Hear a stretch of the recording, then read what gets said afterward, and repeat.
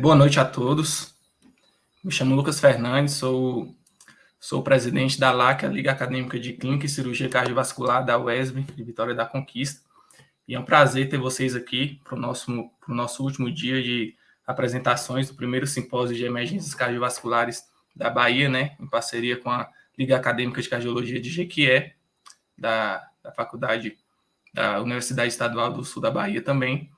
E hoje nós iremos falar sobre bradicardias com a professora Dariana Viegas, né, que é nossa coordenadora aqui na Universidade Estadual do Sul da Bahia de Vitória da Conquista. É um grande prazer que a gente está fazendo esse simpósio e agradecer também a presença de vocês durante todos esses dias e que seja, né, uma parceria de sucesso todo ano a realização do simpósio de urgências e de emergências cardiovasculares. Beleza? Então a gente já pode passar para a doutora Dariana. Boa noite, doutora. Boa noite, pessoal. Muito prazer aí os que não me conhecem. Nós vamos falar para vocês a respeito de arritmias na emergência, né? Então, é uma aula que eu vou tentar, apesar de arritmia ser um tema muito complexo e grande, eu vou tentar trazer aqui de uma forma mais sucinta possível e prática para vocês tentarem usar no pronto-socorro. Eu vou começar a compartilhar aqui a minha tela. Já conseguem ver aí, Lucas? Sim, está aparecendo aqui. Ok, então vamos começando. Então, antes da gente entrar mesmo na seara das arritmias cardíacas, vamos revisar como é que funciona o sistema de condução elétrico do coração.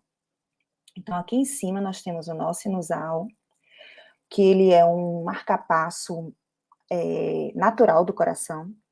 Esse marcapasso é capaz de gerar impulsos espontaneamente, com a finalidade de estimular esse coração. Então, o impulso é gerado automaticamente no nó sinusal, ele é transmitido pelos feixes interatriais para o nó átrio-ventricular, onde ocorre um pequeno retardo de alguns milissegundos. A partir daí, esse impulso ele segue pelo feixe de His, ramos direito e esquerdo e fibras de Purkinje, permitindo então as contrações atriais e ventriculares. Qualquer alteração nesse caminho, seja na parte superior, ao nó atrioventricular, ou na parte inferior, nós temos origem as arritmias cardíacas, que são conceituadas como bradiarritmias e taquiarritmias. Iniciando então com as bradiarritmias. Vamos dar uma pincelada geral em definições, causas, tipos e o tratamento propriamente dito. Então, as bradiarritmias, pela nova definição do consenso das diretrizes europeias, brasileiras e americanas, é qualquer frequência cardíaca menor do que 50 batimentos. Então, se eu tenho um eletro, um paciente com a frequência menor do que 50, ele tem uma bradiarritmia. Quais são as principais causas de bradiarritmias? Esclerodegenerativa, à medida que a gente vai envelhecendo, o nosso sistema de condução vai envelhecendo em conjunto, e o nosso sinusal também vai envelhecendo e vai ficando mais lento. E aí pode fazer essas bradiarritmias. A doença de Chagas, extremamente prevalente no nosso meio, a doença arterial coronariana, prevalente no nosso meio e no mundo, é a principal causa de morte no mundo. As doenças de depósito, como por exemplo a amiloidose, sarcoidose, é muito comum promover essas bradiarritmias funcionais, ou seja, aquele indivíduo jovem, provavelmente muitos de vocês que estão aí assistindo, que praticam atividade física, vocês podem ter uma frequência cardíaca menor do que 50 e não necessariamente ser uma doença, ser realmente uma bradiarritmia funcional. E as medicamentosas, às vezes você dá alguma medicação que atua nesse sistema de condução, como é o caso da digoxina, beta-bloqueador, bloqueador do canal de cálcio e antiarrítmicos de uma maneira geral. E essas drogas podem alentecer esse sistema de condução.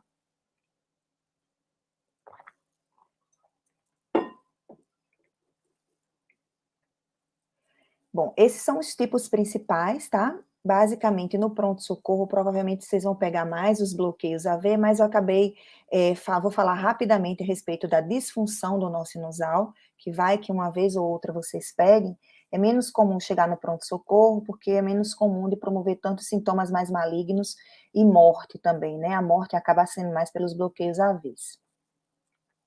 Então, as bradiarritmias sinusais é aquele paciente que tem uma frequência menor do que 50, mas com eletro totalmente normal em termos de nó sinusal. Então, ele vai ter um ritmo sinusal, só que bradicárdico. Vai ter todos aqueles critérios para ritmo sinusal, onda P presente, antes de cada complexo QRS, positivo em D2, G3 e AVF.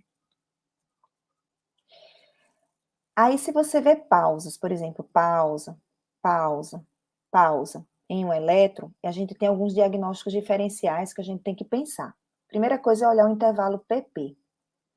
Esse intervalo PP, de um intervalo P até o outro, ele é constante e de repente aparece uma pausa. Se for, a gente está diante de uma pausa sinusal. Esse intervalo ele varia, ele vai encurtando. Se ele for encurtando, como é que é? Aqui ele vai encurtando. Então, aqui, como vocês podem ver, daqui para cá tem 1,5 segundos. Daqui para cá tem 1,40 segundos. Daqui para cá tem 1,29 segundos. E depois eu tenho uma pausa. Essa pausa, ela é menor do que a soma de dois intervalos PPs. Vocês estão me escutando, né, pessoal? Que saiu um WhatsAppzinho aqui, eu não sei se caiu. Desculpa, deixa eu só olhar aqui se vocês estão me mandando algum WhatsApp. Não, tranquilo. Vamos voltar lá. Então, aqui, como eu estava falando, bloqueio sinatrial de segundo grau tipo 1. Então, essa pausa, a pausa que ocorre após os complexos QRS conduzidos, ela tem que ser menor do que a soma desses dois, para a gente dizer que é um tipo 1. Se ela for igual, aqui como vocês podem ver, essa pausa daqui até aqui, ela é igual a dois complexos PPs prévios, a gente está diante de um bloqueio sinatrial de segundo grau tipo 2. Dentro das disfunções do nó sinusal, a gente tem a síndrome Brady-Tach, que é aquele paciente que, às vezes, em algumas vezes, eles têm síncope precedida de palpitação, ele tem um ataque cardíaco com a frequência muito alta, e durante a reversão dessa taquicardia, o paciente faz uma pausa importante e chega, às vezes, em algumas vezes, a desmaiar. É conhecido como síndrome Brady-Tach. E a outra condição também relacionada à disfunção do nó sinusal é a hipersensibilidade do seio carotídeo, que são aqueles pacientes que têm desmaio quando vira o pescoço, quando vão apertar a gravata, porque o seio carotídeo é hipersensível, então qualquer mínimo estímulo que acontece nessa região faz com que desencadeie uma resposta vagal importante, que o paciente faça pausas sinusais ou até pausas a nível de nó AV, culminando em síncope também. Os bloqueios atrioventriculares, esse daqui sim vocês devem pegar na emergência. Então, as causas basicamente são as mesmas que a gente já comentou, não tem muita novidade. Lembrando do Chagas, que é uma causa bem prevalente no nosso meio. Aqui é um resuminho, tá um pouquinho pequenininho, mas só para a gente poder também fazer um algoritmo para organizar a cabeça. Então, diante de um bloqueio atrioventricular, eu tenho um intervalo RR que ele é regular, ok. Então, aqui vocês estão vendo, ó, todos com intervalo regular. Diante do intervalo regular, eu vou procurar a onda P. Eu tenho onda P seguida de complexo QRS. Aqui eu tenho onda P seguida de complexo QRS. Ok, joia. Mas essa onda P, esse intervalo PR, ele é um intervalo PR maior que 200 milissegundos? É sim. Aqui, ó, tenho 360, 360, 360. Então, eu estou diante de um bloqueio AV de primeiro grau. Ok, de novo, eu tenho um RR regular. Eu tenho uma onda P para cada QRS? Não, eu não tenho uma onda P para cada QRS. Eu tenho uma onda P para esse QRS, uma onda P sem QRS, e assim por diante. Então, eu tenho duas ondas P para cada QRS. Então, aqui eu estou diante de um bloqueio AV de segundo grau, tipo 2 para 1. Aqui, de novo, o RR ele é regular, certo? Mas eu tenho uma onda P para cada QRS? Não, eu tenho uma onda P que conduziu para esse QRS e tem uma sequência de ondas P's não conduzidas. Então, quando eu tenho mais do que 3 ondas P's bloqueadas, eu estou diante de um bloqueio de alto grau ou bloqueio avançado. E aqui a mesma coisa, eu tenho um RR regular, tá? E eu tenho ondas P's que não são conduzidas, elas são dissociadas. Então, a frequência ventricular, ela é 1, aqui está um pouquinho apagado, mas em torno de 44, e a frequência atrial ela é outra, é em torno de 71. Então, o nó sinusal está funcionando direitinho, mas o nó AV está com defeito, porque eu estou tendo um bloqueio AV total. Agora, para o lado de cá. Eu tenho um intervalo RR irregular. Esse intervalo é irregular, né? Então, aqui vocês estão vendo, ó, o RR, ele é irregular. Ele não é um intervalo regular normal, está irregular. Mas o intervalo PR, ele é fixo? Se ele for fixo, eu vou ter algumas alterações. Eu vou deixar ele até por último, para a gente que ele vai se dividir em dois. Vamos primeiro para o aumento gradual. O intervalo PR, ele tem um aumento gradual, então aqui eu tenho o intervalo PR, aqui já aumentou, e aqui eu tenho uma onda P bloqueada. E o próximo intervalo PR é um intervalo mais curto do que esse intervalo PR prévio à pausa. Então, aqui eu estou diante de um BAV de segundo grau, tipo MOBITS 1. Eu tive esse aumento gradual do PR, uma onda P bloqueada, e o próximo QRS conduzido, o intervalo PR, ele é menor do que o intervalo PR pré-bloqueio. No caso, eu vou ter um intervalo PR fixo. Como é que a gente vai fazer isso daqui? Então, aqui eu tenho um intervalo PR que não variou, está mantendo sempre os mesmos 360 milissegundos, e de repente eu tenho uma onda P que caiu aqui, bloqueou, e o próximo QRS conduzido, o intervalo PR, ele é mais curto do que o intervalo que prévio ao ciclo bloqueado. Então, eu estou diante de um OPTIS 1 ou um Venkebar típico. Quando essas ondas P, elas são fixas, esse intervalo PR é fixo, tá? E o próximo intervalo conduzido após a onda P bloqueada, ele é do mesmo tamanho que o prévio, a gente está diante de uma condição muito ruim, de uma condição extremamente grave, com risco de morte súbita, que é o MOBITS 2. Tá, a mamãe está em aula, viu? Depois a mamãe conversa, tá bom? Tipo, a mãe do Pedro vai vir aqui, né? Tá, MOBITS 2. Certo? Então, essa é uma condição que ela é bem grave e ela pode conduzir ao bloqueio atrioventricular total, levando a risco de morte súbita. Então, aqui, novamente, o bloqueio AV de primeiro grau, a gente tem o RR regular e o complexo, o intervalo PR extremamente prolongado, maior do que 200 milissegundos, maior do que um quadradão desse aqui. Aqui eu tenho um MOBITS 1, então eu tenho o intervalo PR que vai aumentando, até que eu vou ter uma onda P bloqueada, e esse próximo intervalo PR conduzido, ele é menor do que esse intervalo PR pré-pausa. E o MOBITS 2, eu vou ter o PR fixo, uma onda P bloqueada, e esse PR pós-pausa é igual ao PR pré-pausa. Então, é uma condição de MOBITS 2, lembrando que é uma condição de extrema gravidade. Aqui eu tenho um bloqueio AV tipo 2:1. E aqui na frente eu vou evoluindo para uma completa dissociação atrioventricular com bloqueio atrioventricular total. O tratamento. Então, aqui pelo ACLS, tá? A gente tem que avaliar os sinais e sintomas, ver se realmente o paciente está com a frequência menor que 50 batimentos por minuto. É super importante avaliar o traçado do eletro, a velocidade que esse eletro está sendo registrado, porque às vezes você tem uma velocidade muito, tipo 50 milissegundos, uma velocidade maior, e dá a falsa impressão que o paciente está bradicárdico, sendo que a frequência, na verdade, está menor, 2 vezes menor do que a frequência habitual. Então, sempre checar lá qual é a velocidade que esse eletro está sendo registrado. Então, a gente tem que tentar fazer as medidas gerais de ACLS, né, aqueles acesso venoso, manter a respiração do paciente, aquilo lá que eu não vou entrar muito em detalhes, para vocês não cansar muito vocês. Aí, se a arritmia, ela tem uma característica de instabilidade hemodinâmica, o que seria? Isso tanto para BRAD como para TAC, tá, gente? Instabilidade hemodinâmica significa pacientes hipotensos, com rebaixamento do nível de consciência, paciente que está com dor torácica, que tem sinais de choque, tem que ter uma insuficiência cardíaca aguda. Então, esses pacientes são têm sinais de instabilidade hemodinâmica. Tá? Então, instabilidade hemodinâmica, a gente tem que ser o mais rápido possível, tá? Se ele estiver estável, ótimo, vamos monitorar, dá tempo da gente observar, colher uma história clínica mais detalhada. Agora, se ele está diante de uma instabilidade, a gente tem que resolver mesmo, tem que correr para o abraço, não tem jeito.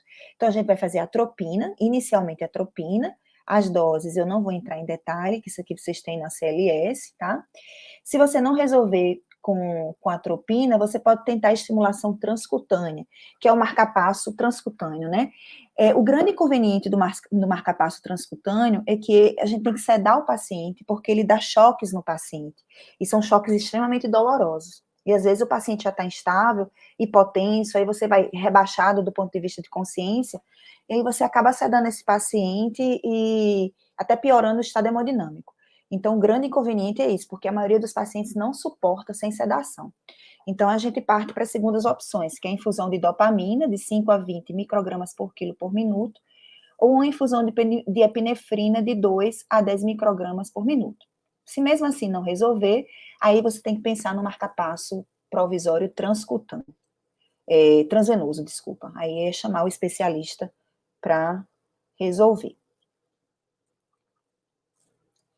Aqui é só as últimas diretrizes, né, europeias a respeito de indicação, como eu já falei, o marcapasso temporário ele é usado naqueles pacientes que têm uma instabilidade hemodinâmica que você já tentou drogas e não conseguiu reverter. E o transcutâneo, ele realmente é considerado também quando você não tem o transvenoso, então por isso que ele é 2A, primeiro sempre o transvenoso e por último o transcutâneo. Entrando agora nas taquiarritmias. Então, taquiarritmias, elas podem ser congênitas, tá? Uma grande maioria dessas taquiarritmias são congênitas, são aqueles pacientes que já nascem com um feixe anômalo, com a via acessória, com um circuito de reentrada dentro desse coração, comum em pacientes jovens, mas elas também podem acontecer de forma adquirida, como na doença arterial coronariana de novo, na doença de Chagas, nas miocardiopatias, várias miocardiopatias, entre elas a alcoólica. O uso de álcool, gente, vocês que são jovens, e o uso de drogas não são drogas como cocaína ou maconha, mas drogas mesmo que você usa em academia, né, os estimulantes, a testosterona, elas podem causar arritmias, inclusive morte súbita, então é importante ter esse cuidado de perguntar de uma forma delicada o que é que esses pacientes fazem uso para a gente poder tentar tratar da melhor forma possível os pacientes. A gente vai considerar um ataque à arritmia em frequências acima de 100. Elas são consideradas supraventriculares, quando ela abrange essa região acima do nó átrio ventricular, e ventriculares, quando elas abrangem essa região abaixo do nó átrio ventricular. Então, aqui é um fluxograma, né, para a gente tentar ser mais sucinto, como é que a gente faz diante de uma taquicardia de QRS estreito que chega no pronto-socorro. Então, QRS estreito a gente considera um QRS menor do que 120 milissegundos, só botar aqui o laser, menor do que 120 milissegundos. Aí a gente vai, é uma taquicardia regular? Sim. Então, estamos aqui do lado de cá, estamos diante de uma taquicardia regular, certo? Você tem uma onda P, vamos procurar a onda P, vamos ver se a gente tem ou se a gente não tem. Então, aqui, ó, a princípio, a gente procura as ondas P diante de um ataque cardíaco supraventricular. Eu estou em aula, não entre aqui de novo, viu, filho? Fala lá com seu pai. Então, quando a gente está diante de um ataque cardíaco com QRS estreito, a gente procura sempre no segmento ST se tem alguma diferença, algum entalhezinho no final desse QRS, tá? Um entalhezinho no final do V1, que a gente chama de pseudo-R, ou procura, tá vendo aqui, tem uma onda P aqui já mais embaixo, não é normal o QRS estar aqui. Então, se você tem uma onda P, se você acha que você viu, e a frequência atrial é maior que a frequência ventricular, aí você vai estar diante de um ataque atrial ou de um flutter atrial. Se não, que é esse caso que a gente está aqui, a gente vai atrás do intervalo RP', que é do início desse R até o final desse QRS. Se esse intervalo ele for curto, né, bem curtinho, menor do que 70 milissegundos, a gente está diante de uma taquicardia por reentrada nodal, como é esse caso aqui, ó, ele é menor do que 70 milissegundos. Se ele é curto, tá, mas ele está maior do que 70 milissegundos, como é o caso, a gente está diante de uma taquicardia por reentrada atrioventricular ortodrômica. E o intervalo RP' longo, que aqui não tem nenhum exemplo, a gente tem algumas outras arritmias, que é ataque atrial, taquicardia por reentrada nodal atípica ou ataque cardíaco de Kummel. Se a taquicardia ela não é regular, como a gente vai ver aqui, ela não é regular, que vocês estão vendo que é uma taquicardia, uma taquicardia regular, aqui é uma taquicardia regular, mas a frequência atrial, ela é maior do que a frequência ventricular, então isso aqui, gente, é átrio e átrio, e aqui é um ventrículo, tá? Então eu tenho 2 ondas P's para um QRS. Essa frequência atrial está em torno de 300 milissegundos. Outra dica, quando vocês têm uma taquicardia com frequência cardíaca em torno de 150 fixa, como é o caso dessa arritmia aqui, você sempre pense no flutter atrial com a condução atrioventricular tipo 2:1. Eu tenho 2 ondas F, que é F de flutter, com frequência de 300 batimentos, só que uma conduz e a outra bloqueia. Então, como só passa uma, então fica 150 de frequência nos ventrículos. Então, aqui no caso, eu tenho 2 ondas P's para um QRS, então eu posso estar diante de um ataque atrial ou de um flutter atrial. Nesse caso aqui, é um flutter atrial. E aqui eu estou diante de um RR irregular, que aqui é um flutter, seria um flutter, né, com um RR irregular. Eu tenho uma onda F aqui, outra onda F aqui, outra onda F aqui, e esses intervalos RR, eles não são da mesma duração, eles variam. Então, eu caio nessa condição. A taquicardia regular, não. Então, eu posso ter essas 3 condições, ou a fibrilação atrial, ou flutter atrial, taquicardia com condição AV variável, ou uma taquicardia atrial multifocal.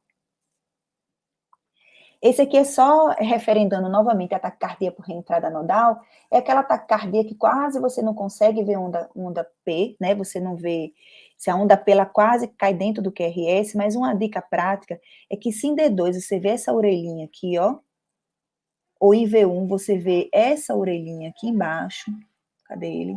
Aqui embaixo.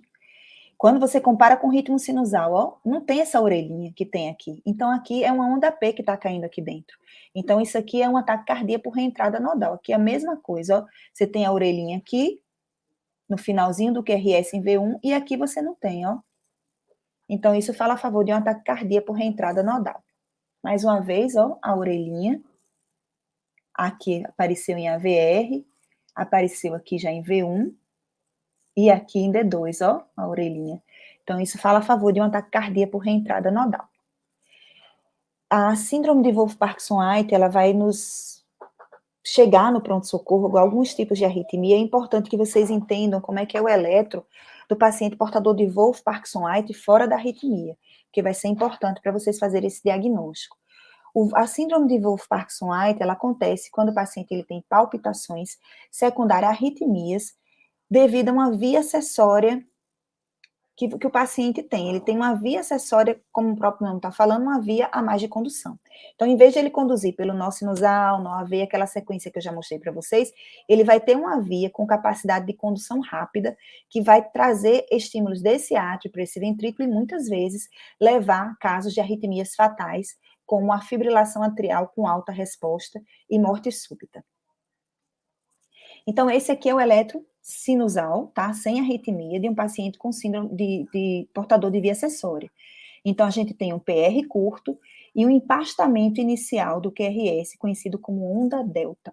Então, se vocês virem isso, em qualquer pronto-socorro, ou em qualquer... O paciente, às vezes, ele não vai chegar para você com esse eletro, ele vai chegar com o eletro da taquicardia. Se reverter, quando reverter, fica de olho, se o paciente não tem esse eletro aqui, que aí é um paciente de maior gravidade que tem que ser encaminhado o mais rápido possível para o cardiologista ou arritmologista.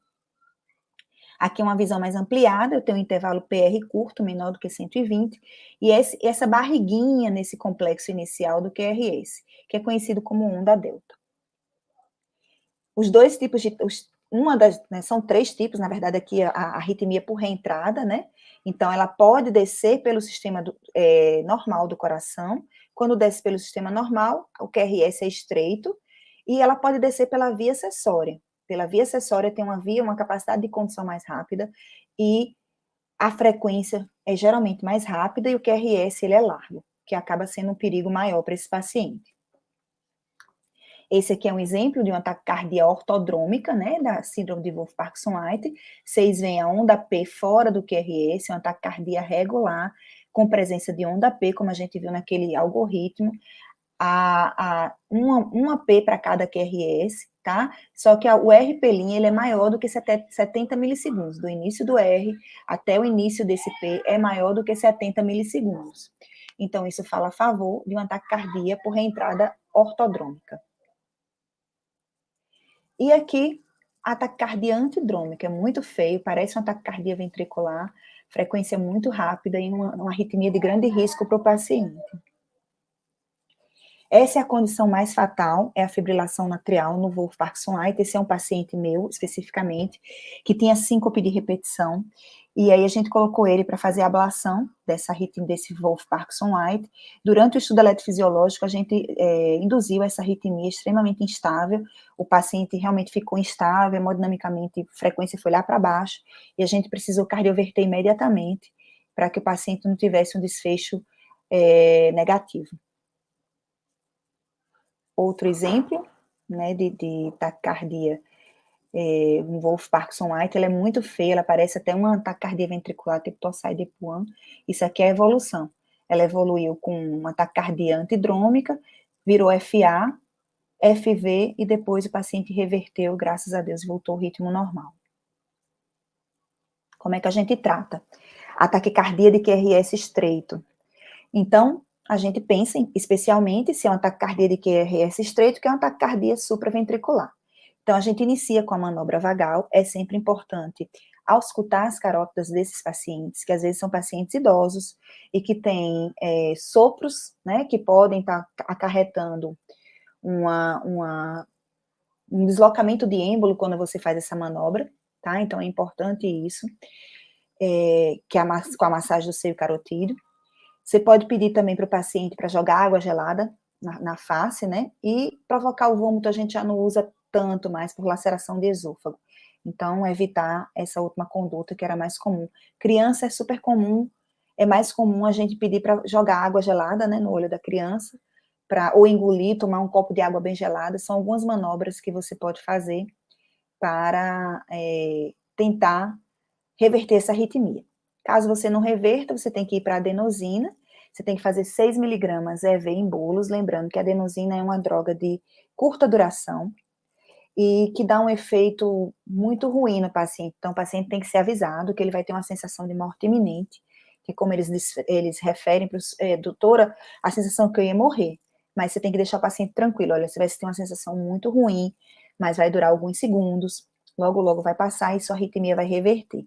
Você faz os 6 miligramas em acesso venoso periférico, e é importante você fazer em bolos e você colocar empurrar esses 6 miligramas com a outra seringa de 10 ml, para que essa adenosina ela consiga chegar rapidamente ao coração e faça o seu efeito. Caso não saia, você pode repetir 2 miligramas. E aí você tem as opções ainda do Verapamil, de 5 a 10 miligramas EV, tem que ter todo o cuidado no Verapamil, tá? Se o paciente tiver hipotenso. Deixa eu tirar aqui. Só um pouquinho.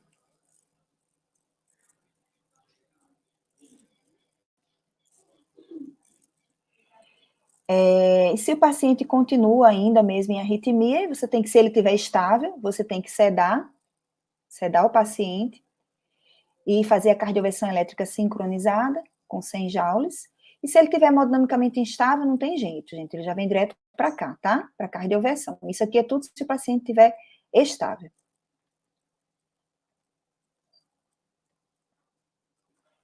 Aqui é um exemplo de uma reversão com adenosina. Essa aqui é uma senhora que eu tinha, que ela tinha ela era muito ansiosa, tinha síndrome do pânico, e tinha uns 40 anos que ela tinha essas arritmias aqui. Ela ia sempre no pronto-socorro, e nenhum desses momentos conseguia pegar essa arritmia, e sempre, quando ela chegava lá, a arritmia já tinha sumido, e davam diazepam, e essa ansiedade, e essa senhora ficou realmente todo esse tempo aí no pronto-socorro, sendo vítima, na verdade, né, não posso nem dizer de erro médico, porque o médico A paciente chegava já sem arritmia, mas vítima dela mesma, né, que realmente não apresentava esse ritmo durante o momento que ela chegava no pronto-socorro. Em uma dessas vezes, finalmente conseguiu pegar, vocês veem com a taquicardia de QRS estreito, né, parece ter uma ondazinha P aqui, e quando faz adenosina, gente, esse é o motivo que o paciente sente a sensação de morte. A adenosina, ela faz um bloqueio, muitas vezes um bloqueio, o paciente faz a sistolia, aqui o coração tá parado, e aqui ele vai voltando devagarzinho, ó, com bloqueio AV2 para 1, e aqui ele vai retornando ao seu ritmo normal. Então, é essa sensação que o paciente sente quando ele reclama, ah, que sensação, realmente o paciente, é como se ele morresse mesmo, porque o coração dá uma parada, né, uma parada de poucos segundos, então eu tenho que tranquilizar vocês, apesar de ser bem assustador para vocês que são estudantes, isso aqui é poucos segundos, e o paciente volta normalmente, tá certo? Não tem caso assim de relato de paciente não voltar. Tem relato e frequente, eu pego bastante no meu dia a dia, que após a reversão, após o uso de adenosina, o paciente evolui com fibrilação atrial. Aí não tem jeito, tem que sedar e cardioverter.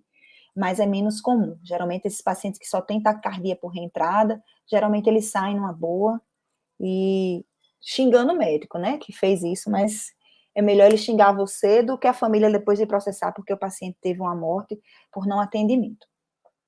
Eu não poderia deixar de falar na fibrilação atrial, que é a arritmia mais prevalente das supraventriculares que a gente tem, tá? Então, o RR ele é completamente irregular, e na verdade, é uma despolarização anárquica desses átrios, e alguns batimentos só que passam para o ventrículo. Porque vocês imaginem, se a gente tivesse todos os batimentos atriais passando para o ventrículo, o que pode acontecer na via acessória, por isso que é o grande problema da via acessória. Porque a via acessória, ela não é boazinha igual no AV, que ele tem aquele atraso de milissegundos. Então, no AV ele filtra só o que ele pode, só o que ele acha que o coração pode. Então, aqui ele está filtrando, ó, ele está dando a frequência no átrio é de 300 a 600. O ventrículo não aguenta uma frequência de 600, jamais, ele morre. Então, no AV ele é bonzinho, ele filtra, não vou deixar meu ventrículo morrer, vai passar só alguns desses estímulos. Quando o paciente tem uma via acessória, não, ela não quer saber, ela deixa passar tudo. Por isso que é emergência e por isso que tem que ser cardiovertida. A etiologia, né, principalmente a valvulopatia mitral, uma das causas comuns no nosso meio, a hipertensão, a idade, é uma arritmia do envelhecimento, quanto mais a gente envelhece, mais aumenta a prevalência de fibrilação atrial, tá?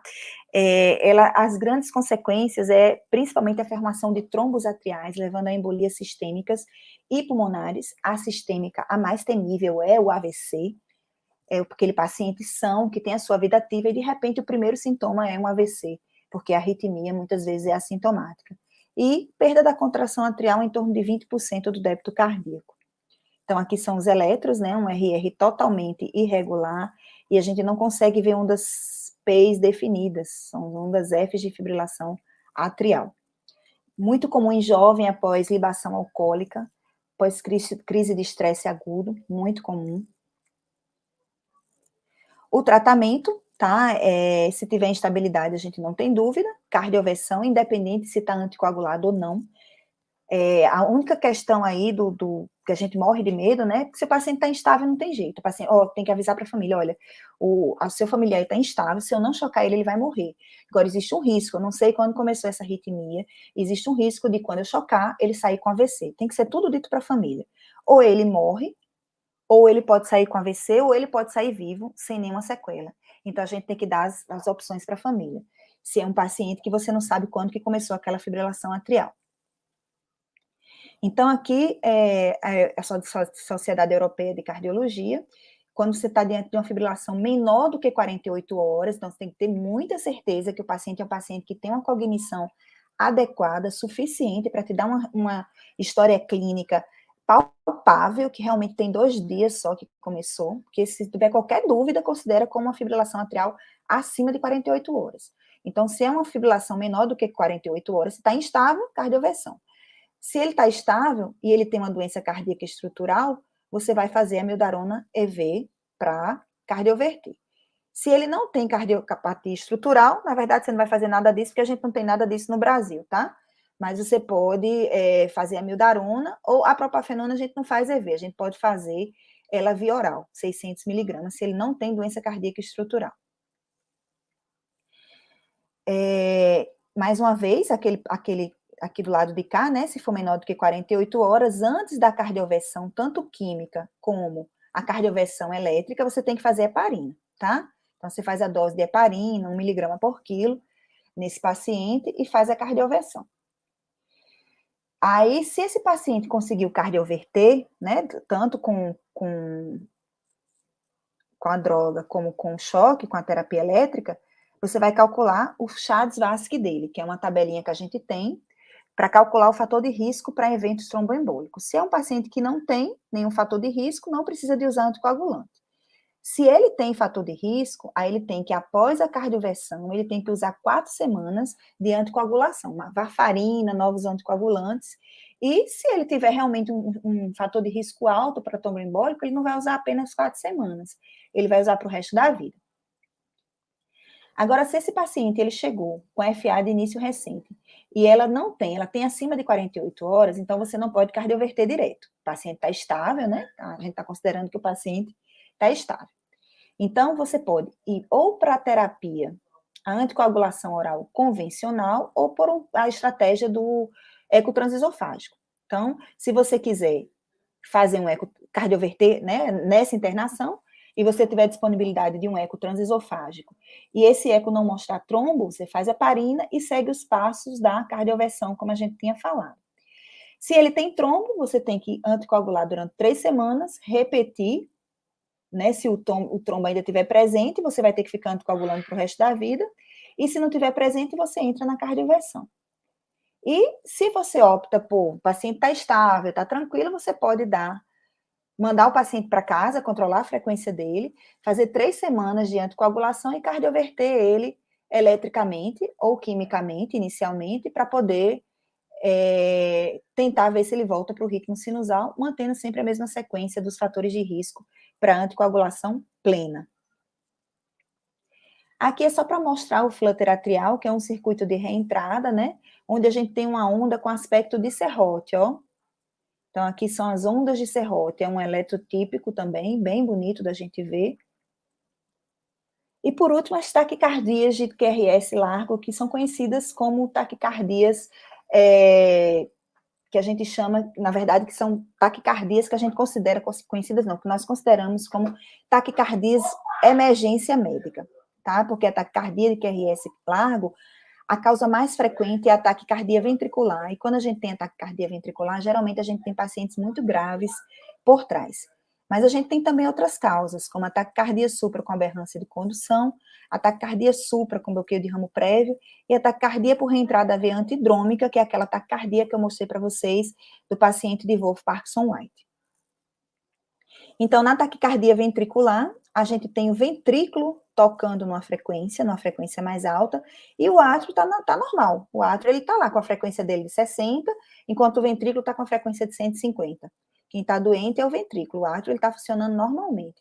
Então, às vezes, vocês veem uma onda P aqui, ó, dentro desse complexo QRS, que a gente chama de dissociação, que é um dos critérios patognomônicos de taquicardia ventricular, como vamos ver aqui na frente. Existem 3 dicas principais para a gente pensar na taquicardia ventricular. Olhou taquicardia de QRS largo, pensem sempre em taquicardia ventricular, tá? Primeira coisa é essa, até prova em contrário. Vamos pensar sempre assim. Depois que a gente tiver tempo, se o paciente estiver estável, aí a gente vai fazer nossos algoritmos, vamos conversar com o paciente para a gente tentar ver de onde que pode vir esse diagnóstico diferencial. Mas instável, vamos pensar sempre em taquicardia ventricular. Olhando de uma forma rápida no eletro, para tentar buscar essas pistas de taquicardia ventricular, quando você vê uma onda R inicial, aqui, ó, grande, no AVR, chamado critério de Veracay. É um critério bem específico para taquicardia ventricular. Outra coisa, concordância do QRS em precordiais. Como vocês veem aqui, ó, V1, V2, V3, V4, V5, V6, tá tudo negativo.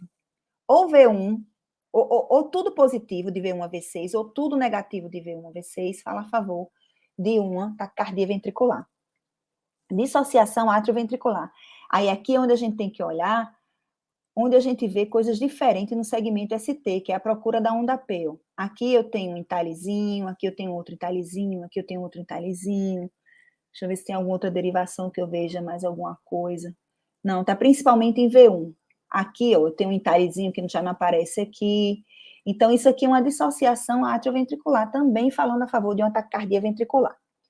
Procurou essas três coisas, não achou nada disso no seu eletro, então a gente vai, se o paciente estiver estável, tá, gente? Se estiver instável, a cardioversão, não tem dúvida. Se ele está estável, não achou nenhum desses critérios aqui, vamos então para os critérios, os famosos critérios de Brugada. Então, a gente vai ter todos esses critérios aqui, eu vou passar um por um.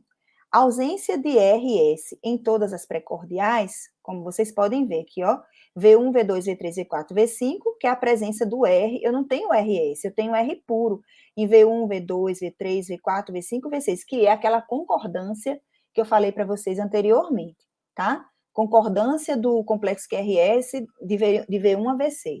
Então, não tenho uma onda negativa, estou com tudo positivo. Então, eu tenho uma especificidade para taquicardia ventricular de 26%. Ok, eu não tive isso, então vamos para a próxima etapa. Qual é a próxima etapa?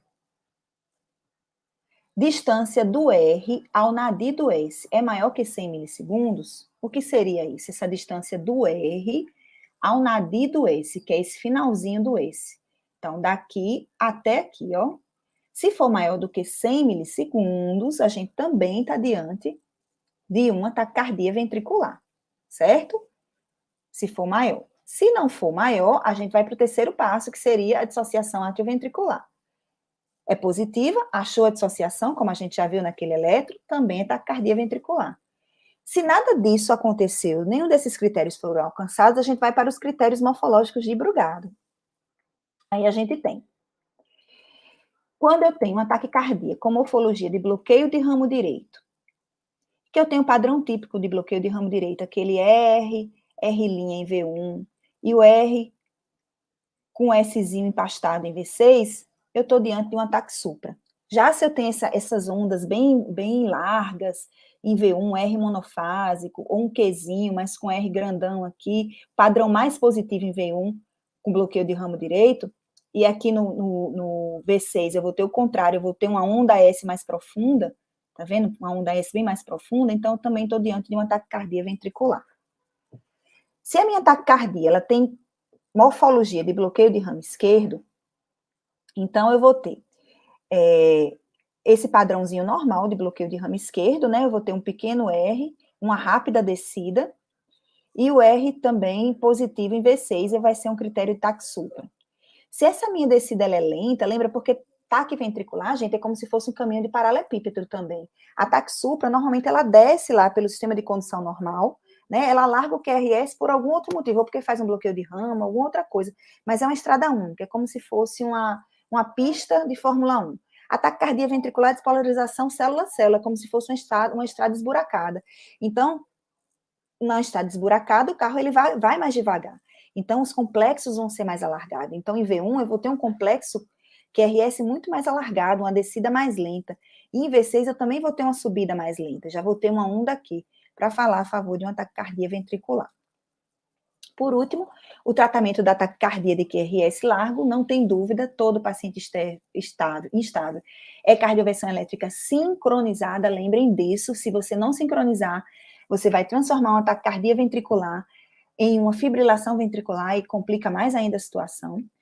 Se o paciente está estável, você tem tempo de fazer tudo aquilo que a gente fez, tá? De tentar fazer uma história clínica, tentar fazer o diagnóstico dessa taquicardia. Inicialmente, você pode fazer a mildarona, 150 miligramas IV em bolos em 10 minutos, a lidocaína, 0,75 miligramas por quilo IV em bolos, a procainamida, que é uma droga antiarrítmica que a gente não tem no Brasil, a gente tem que importar, e o overdrive ventricular. Se o paciente, às vezes, é um paciente pós-operatório de cirurgia cardíaca, ele vem com marca-passo provisório, já ligado nele. Então, você pode tirar o paciente da taquicardia estimulando mais rápido esse ventrículo. Por exemplo, aqui. É um paciente com taquicardia ventricular, aqui eu usei o estímulo do marca-passo provisório, estimulei numa frequência mais rápida do que a taquicardia, e o paciente reverteu para ritmo sinusal. Aqui é só o último recado para vocês, com relação ao uso de bloqueadores do canal de cálcio nas taquicardias de QRS largo. Se você tem uma suspeita de um ataque à arritmia atrial e um Wolff-Parkinson-White, se você fizer o bloqueador do canal de cálcio, você vai transformar essa arritmia em fibrilação ventricular. Por quê? Porque a via acessória, ela está conduzindo por ela mesma. Se você bloqueia, e tem um pouquinho de condução pelo NOAV, se você bloqueia o NOAV com bloqueador do canal de cálcio, a via acessória vai ficar linda, leve, solta, e a frequência que ela estava conduzindo com a frequência mais baixa, agora ela vai deixar passar tudo que ela puder, e aí vai transformar aqueles batimentos de FA, que são de 300 a 400, em frequência ventricular de 600. Então, sinal vermelho, você não pode usar em suspeita de uma taquicardia de QRS largo. Então, evita usar, já que você não sabe o que é, não usa, tá?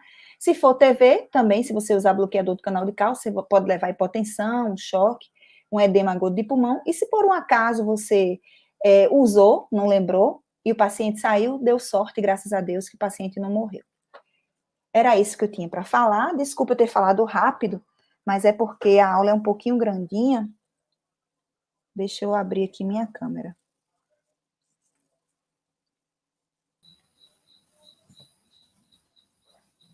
Ok. Alguma Excelente dúvida? palestra, doutora Dariana. Parabéns, viu? Obrigada. Não temos dúvidas? Nossa, que aula, então, muito obrigada. Ou não tenho entendeu. dúvida, ou ficou com todas as dúvidas, que essa arritmia aí, ou um ou outro. Então, essa aula aí não é fácil, não. Mas é assim mesmo, gente. A arritmia não é uma coisa fácil. E, infelizmente, eu não tenho uma notícia boa para dar para vocês. Vocês vão ver isso daí no pronto-socorro. É vocês que vão ver, não vai ser mais eu, não vai ser o cardiologista. Quem vai ver é o plantonista mesmo de porta. Tá? Então, é importante a gente tentar pelo menos ver se ficou pelo menos uns 5% aí, para já tentar dar uma clareada.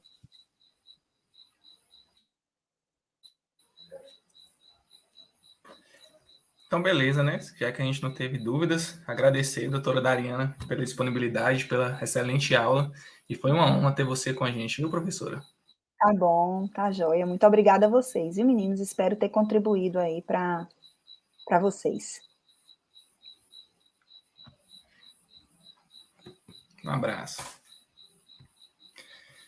Beleza, pessoal? Então, para finalizar nosso sexto e último dia do evento, a gente vai fazer o nosso último sorteio, né? Feito em parceria com a Sanar Residência Médica. E só lembrando que os participantes, eles devem estar cumprindo com todas as regras que foram colocadas no post, que são estar inscrito no primeiro simpósio da LAC, né? Curtir a foto oficial, seguir o Instagram do patrocinador, marcar 2 amigos nos comentários do post oficial e estar ao vivo aqui no momento em que for feito o sorteio, né? Devendo sinalizar a presença através do chat do YouTube, que a gente espera até 2 minutos devido ao delay da plataforma. Caso o participante não cumpra com todas as regras, a gente vai realizar outro sorteio. Além disso, o ganhador deverá entrar em contato com a Liga em até 24 horas. Passado o prazo, o prêmio não será mais validado, né?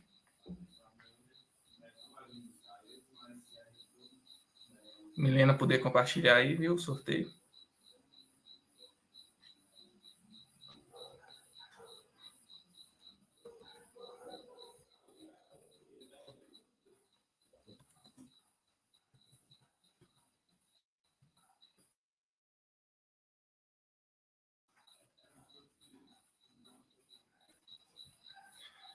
Hoje estaremos sorteando o manual de ECG.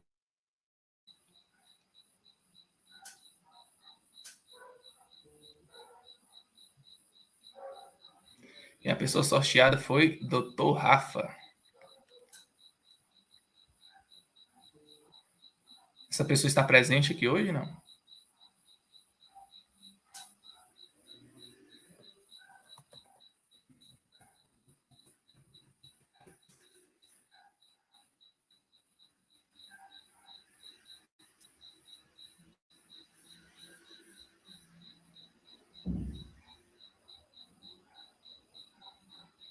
Pronto, parece que ele apareceu aí. Parabéns, viu, Rafael Conte.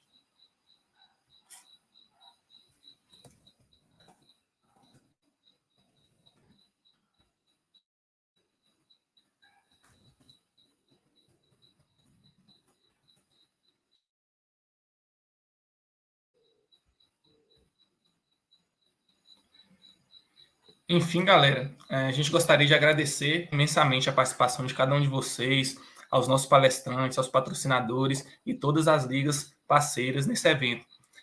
O seminário só foi possível graças à colaboração de cada um de vocês. Em nome da equipe organizadora da LAC, né, de Jequié, de todas as ligas parceiras, meu muito obrigado. E o formulário para o preenchimento das palavras-chave foi colocado aqui no chat do YouTube. Espero que todo mundo tenha visto, né? E lembre que para receber o certificado é preciso pelo menos 4 das 6 palavras-chave que foram disponibilizadas, uma em cada dia. O certificado é enviado em até 3 meses.